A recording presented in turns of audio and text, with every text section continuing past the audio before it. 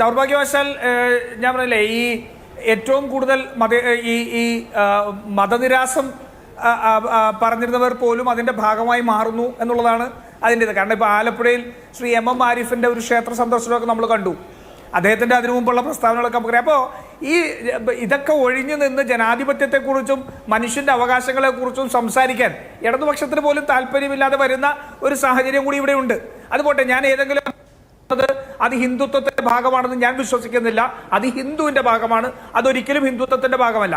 പക്ഷെ തെരഞ്ഞെടുപ്പിലേക്ക് ആ മതം കൊണ്ടുവരാതിരിക്കണം. പിന്നെ BJP ഇവിടെ നിന്ന് വർഗീയ ധ്രുവീകരണം എന്നൊക്കെ മറ്റുള്ളവരെ കുറിച്ച് ആക്ഷേപിക്കുമ്പോൾ എനിക്ക് ഈ ഗാന്ധിജിയെ അനുസ്മരിക്കുന്ന ചടങ്ങിൽ BJPയും RSSും നിന്ന് അനുസ്മരണം നടത്തുന്ന ഒരു കാപട്യമാണ് എനിക്ക് ഓർമ്മ വരുന്നത്. വർഗീയ ധ്രുവീകരണം ഈ രാജ്യത്ത് തുടങ്ങി വെച്ചത്, അതുണ്ടാക്കിയതെല്ലാം ചരിത്രാതീത കാലം മുതൽ, നിങ്ങൾ സ്വാതന്ത്ര്യകാലത്തിന് മുമ്പ് മുതൽ നിങ്ങളെ തോൽപ്പിച്ച ആശയമാണ്. ആ ആശയം ഇപ്പോൾ തിരിച്ചു വന്നിരിക്കുന്നു എന്നുള്ളതാണ്. അപ്പൊ ഈ വർഗീയ ധ്രുവീകരണം മുഴുവൻ ഉണ്ടാക്കിയത് BJP ആണ്. അവിടെ BJPക്ക് ഒരിക്കലും വർഗീയ ധ്രുവീകരണത്തെക്കുറിച്ച് മറ്റൊരു വാദം ഉയർത്താൻ സാധിക്കില്ല. പക്ഷെ ഞാൻ പറയുന്നത്, ഇടതുപക്ഷം ആ ചാട്ടയിൽ കയറി വീണുകൊണ്ട് മറ്റൊരു രീതിയിലുള്ള വർഗീയ ധ്രുവീകരണം കേരളത്തിൽ ഉണ്ടാക്കാൻ ശ്രമിക്കുന്നു. അതാണ് ഇതിന്റെ പ്രശ്നം. ഞാൻ നേരത്തെ പറഞ്ഞത് കേരളത്തിൽ മാത്രം CPMന് ശക്തിയുണ്ട്, RSSനെ എതിർക്കാനല്ല. നിങ്ങൾക്ക് കേരളത്തിൽ ആ ശക്തി ഇല്ല എന്നാ പറഞ്ഞത്. നിങ്ങളെ ജനം RSSനെ എതിർക്കുന്നതിന് വേണ്ടി ജനം നിങ്ങളെ വിശ്വസിക്കുന്നില്ല എന്നാണ് പറഞ്ഞത്. കാരണം ഹിന്ദുത്വ രാഷ്ട്രീയം എന്താ? ഹിന്ദുത്വ രാഷ്ട്രീയം അപരവൽക്കരണത്തിന്റെ രാഷ്ട്രീയമാണ്. ആ അപരവൽക്കരണത്തിന്റെ രാഷ്ട്രീയത്തിന്റെ ഭാഗമായിട്ടാണ് ഏക സിവിൽ കോഡ് ഉൾപ്പെടെയുള്ള വിഷയങ്ങൾ കൊണ്ടുവരുന്നത്. ആ ഏക സിവിൽ കോഡിന് വേണ്ടി വാദിക്കുന്നവർ CPMകാരായിരുന്നില്ലേ? EMS ഗവർണർ ആരിഫ് മുഹമ്മദ്, ഇന്നത്തെ ഗവർണർ ആരിഫ് മുഹമ്മദ് ഖാനെ കോഴിക്കോട് കൊണ്ടുവന്ന് പ്രസംഗിപ്പിച്ചത് ഉൾപ്പെടെ നമ്മൾ എത്രയോ തവണ ചർച്ച ചെയ്തിട്ടുള്ളതാ ഇവരുടെ നിലപാട്. മുസ്ലിം വിഭാഗത്തെ ഒരു പ്രാകൃത വിഭാഗമാക്കി ചിത്രീകരിക്കാൻ EMSന്റെ ഉൾപ്പെടെയുള്ള നിലപാടാണ് ഏറ്റവും പ്രധാനപ്പെട്ട കാരണമായത് എന്ന് നമുക്കറിയില്ലേ? മുസ്ലിം സംഘടനയിൽപ്പെട്ടവർ അന്ന് EMSനെതിരെ വിളിച്ച മുദ്രാവാക്യം നമുക്ക് ഓർമ്മയില്ലേ? ഞാനിവിടെ ആവർത്തിക്കുന്നില്ല. ആ മുദ്രാവാക്യം ഓർമ്മയില്ലേ? അപ്പോ ഹിന്ദുത്വ ആശയം നടപ്പിലാക്കാൻ കേരളത്തിലും ഈ രാജ്യത്തും CPM ശ്രമിച്ചിട്ടുണ്ട്. എന്തിന്റെ പേരിൽ? കോൺഗ്രസ് വിരുദ്ധതയുടെ പേരിൽ. കേരളത്തിലെ രാഷ്ട്രീയം അങ്ങേയറ്റം കൗതുകകരമാണ്. പശ്ചിമ ബംഗാൾ എടുക്കൂ. പശ്ചിമ ബംഗാളിൽ നിങ്ങളുടെ സഖ്യം പ്രതീക്ഷിക്കുന്നത് പരമാവധി 2 സീറ്റുകളാണ്. നിങ്ങളുടെ ഏറ്റവും പ്രധാനപ്പെട്ട നേതാക്കൾ കോൺഗ്രസിന്റെ LOP ഹൗസിലെ ലീഡർ അദിർ രഞ്ജൻ ചൗധരി ബഹ്റാംപൂരിൽ ജയിക്കണം. അതുപോലെ CPMന്റെ ഏറ്റവും പ്രധാനപ്പെട്ട നേതാവ് പോളിറ്റ് ബ്യൂറോ അംഗം മുഹമ്മദ് സലീം ജയിച്ചാൽ അടുത്ത അവരുടെ പാർട്ടിയുടെ സഭയിലെ നേതാവേണ്ട മുഹമ്മദ് സലീം മുർഷിദാബാദിൽ ജയിക്കണം. ഈ നിങ്ങൾ പരസ്പരം അങ്ങോട്ടും ഇങ്ങോട്ടും അവിടെ സഹായിച്ചുകൊണ്ടിരിക്കുകയാണ്. ഇവിടെ നിങ്ങൾ പരസ്പരം എതിർക്കും, കാരണം നിങ്ങൾ 2 വലിയ പാർട്ടികളാണ് എന്ന് എനിക്കറിയാം. പക്ഷെ പരസ്പരം ഹിന്ദുത്വവും വർഗീയതയും ആരോപിച്ചുകൊണ്ട് പരസ്പരം റദ്ദാക്കി കളിയാണ്. കോൺഗ്രസും CPMും പരസ്പരം എതിർത്ത് മത്സരിച്ച് ആരെങ്കിലും ഒരാൾ ജയിക്കുന്നത് അപാകമുള്ള കാര്യമല്ല. പക്ഷേ എന്താണോ നിങ്ങൾ ദേശീയ തലത്തിൽ പറയുന്നത് അതിന് നേരെ ഘടകവിരുദ്ധമായി പരസ്പരം ന്യൂനപക്ഷ പ്രീണനവും പരസ്പരം ഹിന്ദുത്വവാദവും ആരോപിച്ച് നിങ്ങൾ പരസ്പരം റദ്ദാക്കിക്കൊണ്ടിരിക്കുകയാണ് കേരളത്തിലെ ജനങ്ങൾക്ക് മുമ്പിൽ. അഭിലാഷ്, എനിക്കൊരു അല്പം സമയം തരണം ഇത് വിശദീകരിക്കാനുണ്ട്. കാരണം ഞാൻ എപ്പോഴും നമ്മൾ പറയുന്നൊരു കാര്യമുണ്ട്, നമ്മൾ എന്തിനെതിരെയാണ് പോരാടുന്നത്? നമ്മൾ ഈ വർഗീയതയുടെയും ഈ കുത്തകവൽക്കരണത്തിന്റെയും അഴിമതിയുടെയും എല്ലാം രാഷ്ട്രീയത്തിനെതിരാണ് പോരാടുന്നത്.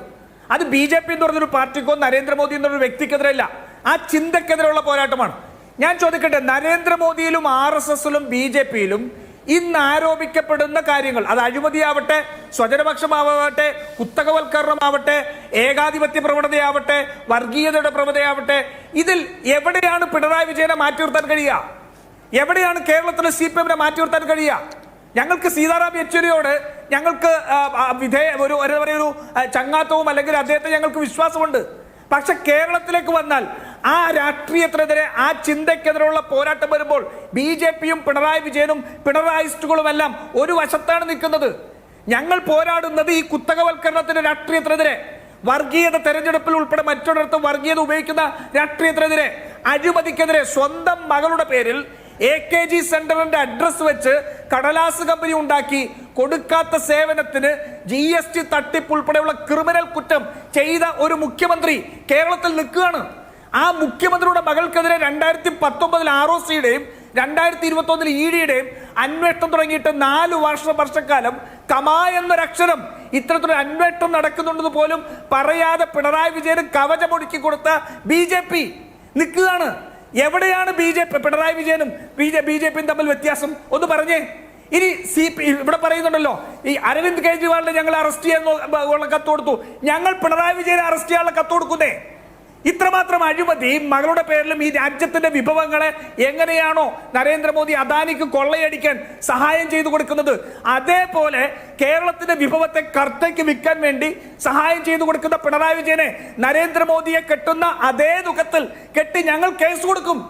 അദ്ദേഹത്തെ അറസ്റ്റ് ചെയ്യണമെന്ന് ഞങ്ങൾ പറയും. അവിടെ രാഷ്ട്രീയം അതിനകത്ത് വളരെ വ്യക്തമാണ്. മനസ്സിലായില്ലേ? പിന്നെ ചരിത്രാതീത കാലം മുതൽ ഇതല്ലേ ഇവർ ചെയ്തിട്ടുള്ളത്? ചരിത്രം മുഴുവൻ പരിശോധിച്ചു നോക്കൂ.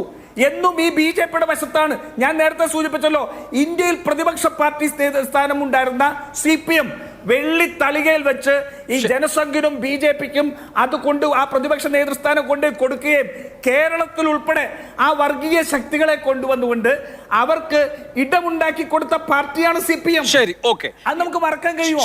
ഇപ്പൊ പറയുന്ന ഹിന്ദുത്വ വിരുദ്ധതയും ഇപ്പൊ പറയുന്ന വർഗീയ വിരുദ്ധതയൊക്കെ ഇപ്പൊ പറയുന്നതല്ലേ? ഇതൊക്കെ ചരിത്രം എന്താണ് ചെയ്തത് എന്നുള്ളത് ഇവർ ആലോചിക്കണമല്ലോ. അതുകൊണ്ട് തന്നെയാണ് കേരളം ഇവരെ വർഗീയതക്കെതിരെയുള്ള പോരാട്ടത്തിൽ വിശ്വാസത്തിലെടുക്കാത്തത്. ഓക്കെ.